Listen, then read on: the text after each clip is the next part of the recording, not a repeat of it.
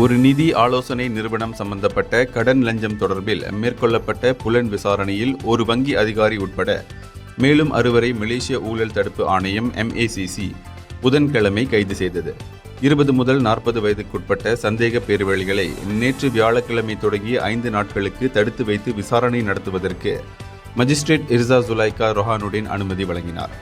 4 ஆடவர்கள் 2 பெண்கள் கைது செய்யப்பட்டிருப்பதை உறுதிப்படுத்திய MACC தலைமை ஆணையர் தான்ஸ்ரீ அசாம்பாக்கி 2009 MACC சட்டம் பிரிவு 16BA இன் கீழ் இவர்கள் புலன் விசாரணை செய்யப்பட்டு வருவதாக சொன்னார். ஏற்கனவே 19 தனிநபர்கள் கைது செய்யப்பட்டு MACC பிணையில் விடுவிக்கப்பட்டிருப்பதாகவும் அவர் தெரிவித்தார். கைது செய்யப்பட்ட 5 வங்கி அதிகாரிகளுள் 3 ஆண்கள் 2 பெண்கள். இந்த சம்பவத்தை புலன் விசாரணை செய்து வரும் MACC 6 வங்கிகளில் 98 வங்கி கணக்குகளில் வைக்கப்பட்டிருக்கும் 22 மில்லியன் ரிங்கிட் சொத்துக்களை முடக்கியிருக்கிறது. ஒரு நிதி ஆலோசனை நிறுவனம் சமர்ப்பிக்கும் தனிநபர் கடன் விண்ணப்பங்களை அங்கீகரிப்பதற்கு வங்கி அதிகாரிகளுக்கு லஞ்சம் கொடுக்கப்பட்டிருக்கிறது. இது தொடர்பாக பெறப்பட்ட புகார்களின் அடிப்படையில் MACC களமிறங்கி கைது வேட்டையை தொடங்கியது என்று MACC வட்டாரம் ஒன்று கூறியது.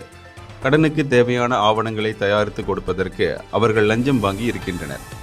தனிநபர் கடனுக்கு மனு செய்வோருக்கு போலி தகவல்கள் அடங்கிய ஆவணங்களை அவர்கள் தயார் செய்து கொடுத்திருக்கின்றனர். ஆப்ஸ்காய் என்று குறியீட்டு பெயரில் கடந்த வாரத்திலிருந்து MACC கிள்ளான் பள்ளத்தாக்கில் வீடுகள், அலுவலகங்கள் உட்பட 24 இடங்களில் சோதனை நடவடிக்கைகளை மேற்கொண்டதாக நம்பப்படுகிறது. இந்தியர்களின் இதய குரல் மக்களோசை.